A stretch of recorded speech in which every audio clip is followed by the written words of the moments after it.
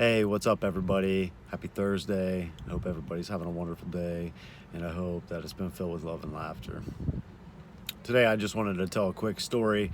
So many of you may have seen yesterday, I posted about my baseball season starting, and I was expressing my gratitude for the game, for my teammates, for my supportive family, and doing something recreational as an adult that helps ground me. And it's a form of meditation for me to get out there and experience the camaraderie and just the love of the game that I grew up knowing. So before my game, I expressed that gratitude. And once I got to the game, I learned that I was pitching. And I felt good. I felt super connected. I felt super still. I felt centered. And I threw a no hitter. And I had 13 strikeouts in 7 innings. And before the game, I had learned that my catcher that I've been pitching to since I've been in the league, Chief, dude's in his 60 and is still in better shape than most 35-year-olds that I know. And I look up to him as a father figure, and not only in the game of sport, in the game of baseball, but just an overall mentor. And he just has such a beautiful outlook on life. But he wasn't at the game to catch my no hitter, and I learned that his mother had passed away.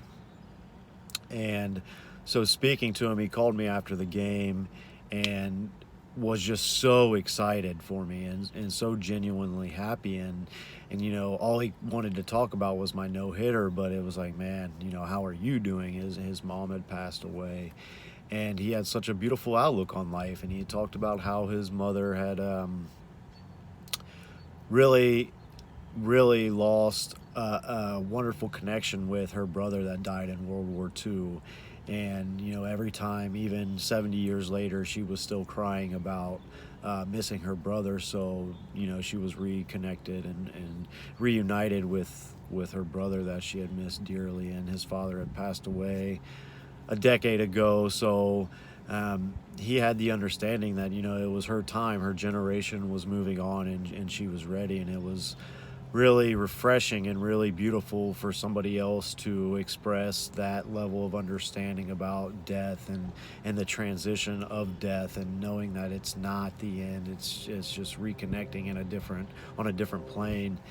And so, thinking about that and being excited for my great game, and talking to Chief, he expressed how grateful he was for that to happen at the time of him losing his mother, because it really means a lot to him to have somebody that he's connected through the game of baseball with throw have a performance on the mound like that, a memorable performance. There's only been 300 no hitters thrown in Major League Baseball history.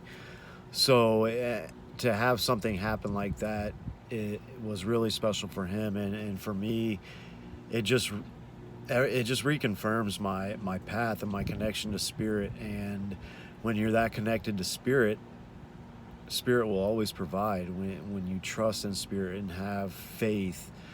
And a lot of people don't know, but my little girl she's really fallen apart hard times these past few months. And in and out of hospital stays, and is in one now.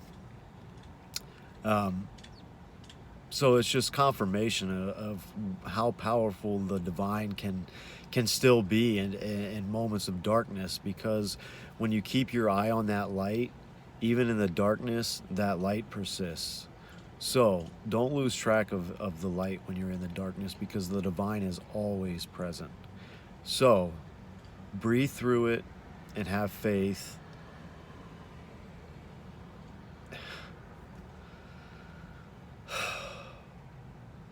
Just have faith.